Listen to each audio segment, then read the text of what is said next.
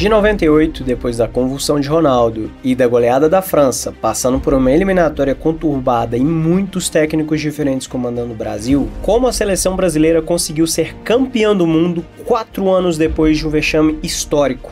Nesse vídeo você vai relembrar como a seleção brasileira conquistou a taça de futebol mais cobiçada por qualquer jogador de futebol do planeta Terra. E sem mais enrolações, bora pro vídeo. Depois do Brasil tomar uma surra da França na final da Copa do Mundo, ver seu maior craque sofrer uma convulsão antes do jogo e ter seu técnico demitido, a seleção voltava para casa humilhada.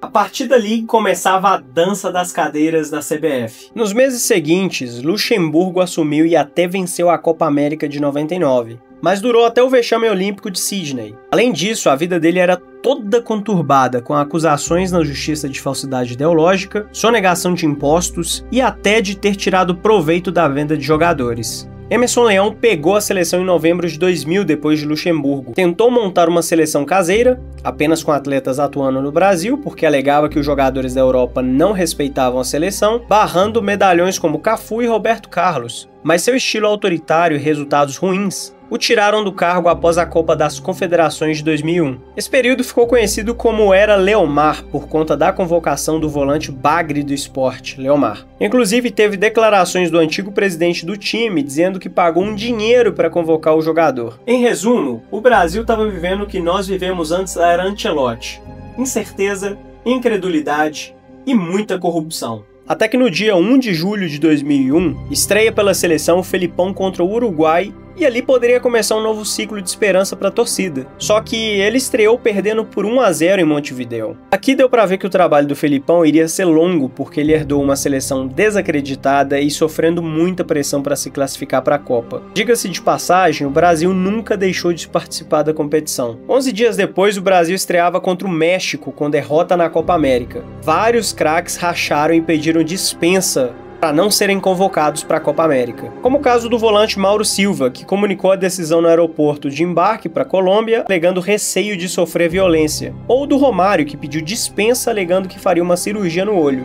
O Brasil foi desclassificado na competição para Honduras, nas quartas de final, o que foi considerado um fiasco histórico. Até aquele ponto, o Brasil tinha 21 pontos em 12 rodadas das 18. Foram 6 vitórias, 3 empates e 3 derrotas nas eliminatórias. Eu lembro que o Rivaldo ficou muito marcado negativamente pelo torcedor, porque além das provocações contra ele por não fazer gols, ele também rebatia as críticas. Isso te lembra alguém? Igual daquela vez depois do jogo contra a Colômbia no Morumbi. O Brasil só carimbou o passaporte para o Japão na última rodada, terminando a campanha com 30 pontos. Depois de golear de 3-0 a Venezuela. Para matar de vez o torcedor do coração, o Felipão deixa de fora o Romário da convocação. Foram dias de apreensão na época, porque a torcida não gostou nada. A maioria queria o Romário.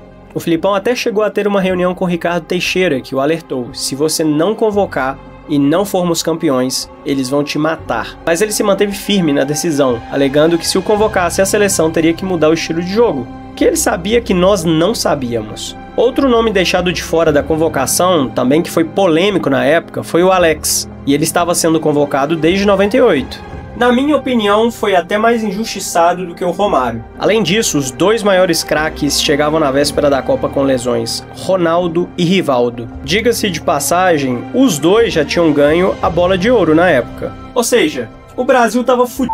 Essa era a verdade. O Felipão chegava para a Copa na escalação de 3-5-2, com o Roberto Carlos e o Cafu podendo apoiar amplamente o ataque. A Copa do Mundo de 2002 foi bem diferente das outras. Era a primeira vez que 2 países sediavam a Copa do Mundo, Japão e Coreia do Sul. E a primeira vez que 3 seleções, França, Japão e Coreia do Sul, estavam classificadas automaticamente. E a primeira vez também que uma edição da Copa não aconteceu na Europa ou nas Américas. Também foi a última vez onde o campeão anterior do torneio garantia vaga direta na edição seguinte da competição. O Brasil tinha rivais relativamente fáceis na fase de grupos: China, Turquia e Costa Rica. Mas o Brasil estreou contra a Turquia sob muita desconfiança. Em Ulsan, a seleção viu os turcos abrirem o placar no primeiro tempo. O Felipão, visivelmente nervoso, cobrou a equipe no intervalo. Na segunda etapa, a dupla do Penta decidiu. Ronaldo empatou, e Rivaldo converteu um pênalti nos minutos finais, garantindo a virada por 2-1. Esse pênalti, inclusive, foi muito polêmico, porque o Luizão sofreu a falta fora da área, mas caiu dentro dela e enganou o juiz sul-coreano.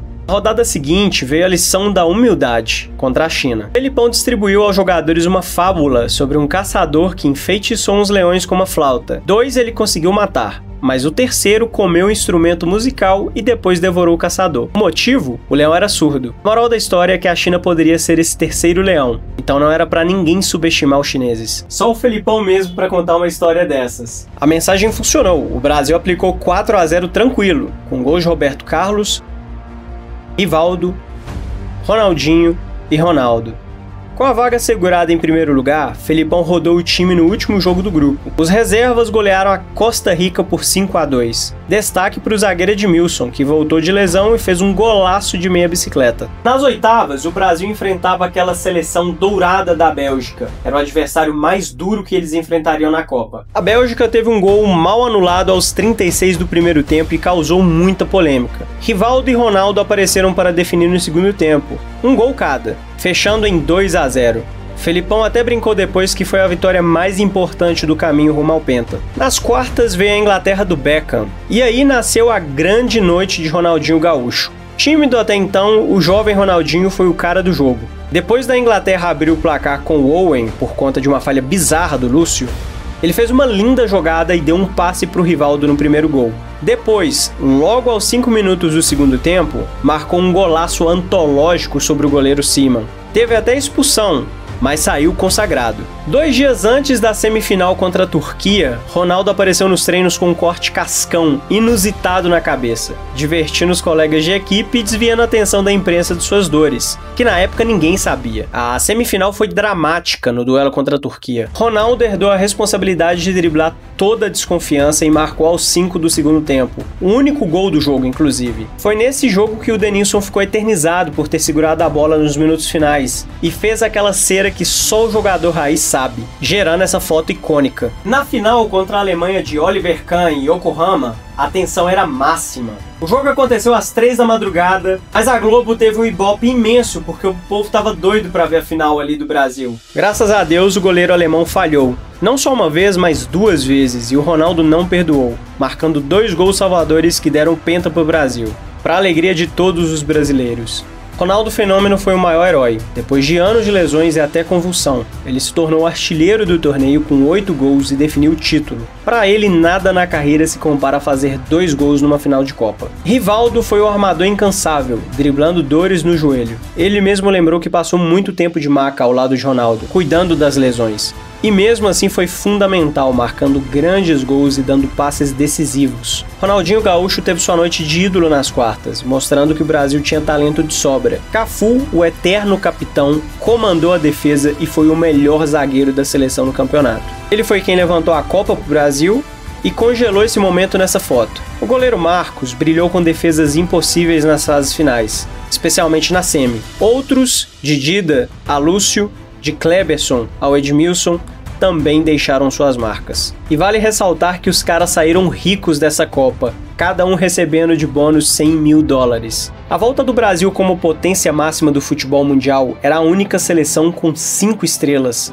Sacudiu o país inteiro e deixou símbolos eternos. O episódio do Penta virou orgulho nacional. Felipão foi consagrado como líder visionário. Para a geração que viveu aquilo, o Penta de 2002 é uma história épica, contada até hoje com brilho nos olhos. Foi a celebração de uma seleção que superou dúvidas, venceu todos os desafios e era temida por todos. E vai ficar na memória coletiva para sempre como símbolo do jogo bonito. E para você que é amante de futebol, clica logo nesse vídeo. Anda, clica logo. Tá fazendo o que aqui? Clica!